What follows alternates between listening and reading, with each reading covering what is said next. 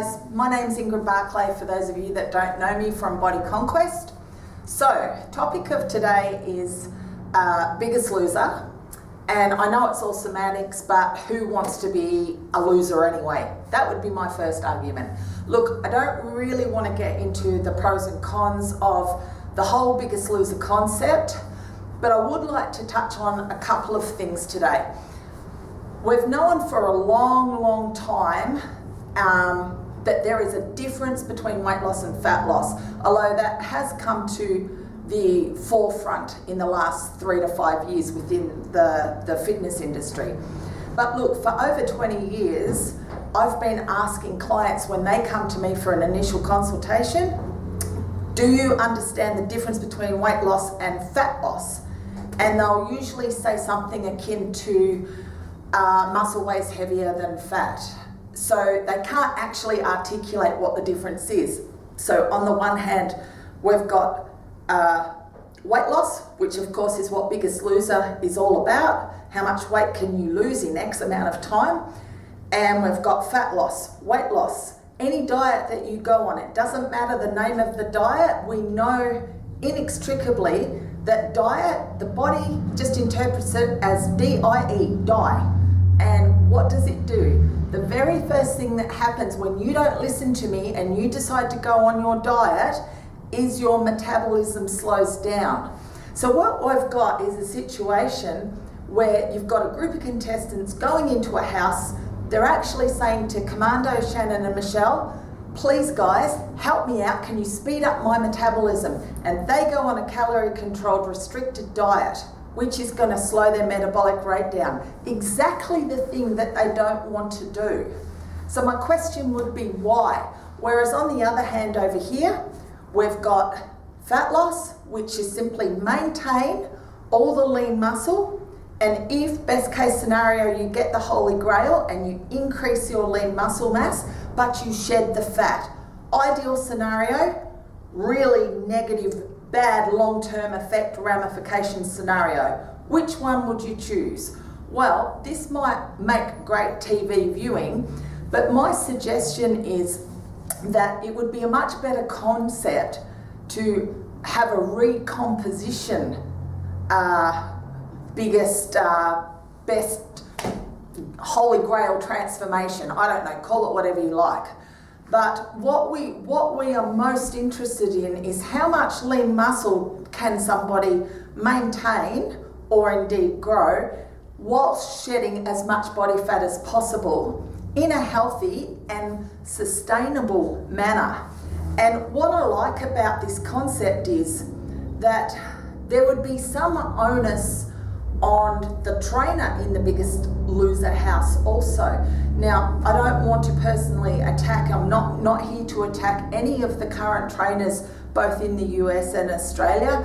We, as the general public, have no idea what kind of rules and regulations they're under and what their constraints are, what they're allowed to do, what they're not allowed to do. But I think we're all pretty clear of one thing, that any turkey can go and get a 6-week I'm a qualified personal trainer certificate and smash someone, session in, session out, smash them. That's easy to do. Anyone can do that.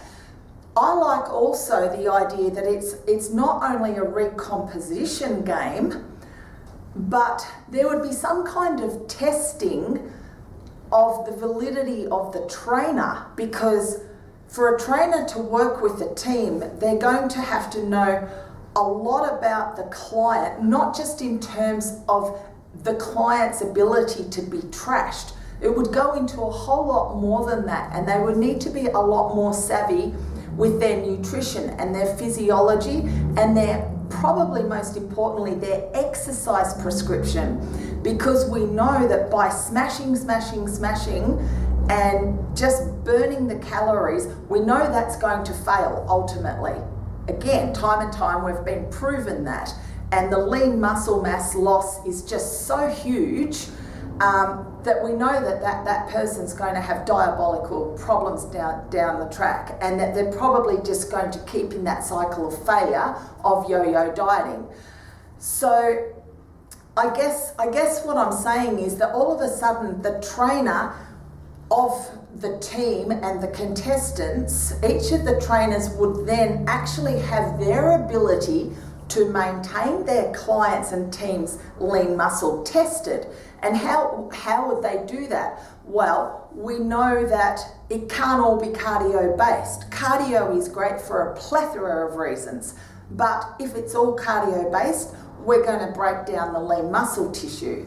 So we have to have weight training as the forefront, but of course we can't do too much weight training. There would be no point doing 3 times a day weight training. That's going to very clearly and very quickly be counterproductive.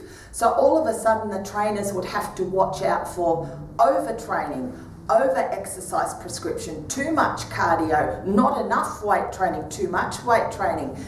We would have to see them bringing in aspects of recovery and recuperation, which of course would then highlight to us their use of nutrition as a means of accelerating the contestants' recovery ability in order to increase their lean muscle and decrease their body fat. So do you see where I'm going with this?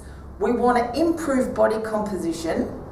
I think it would be interesting to also have the trainer's expertise tested on a show.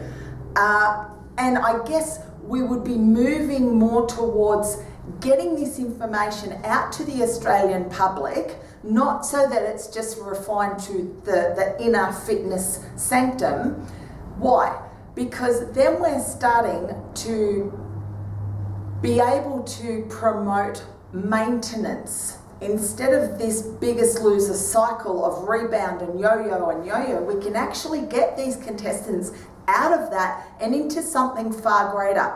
Because what we're really interested in when people do transformations and when they do big lifestyle makeovers is, do they maintain it? Do they stay like that? Because we know, again, intuitively, inherently, we go, this Biggest Loser stuff is not sustainable, and we are interested in maintenance. So how do we identify what are the differences between those that maintain and those that can't sustain? And this is what the general public want to know.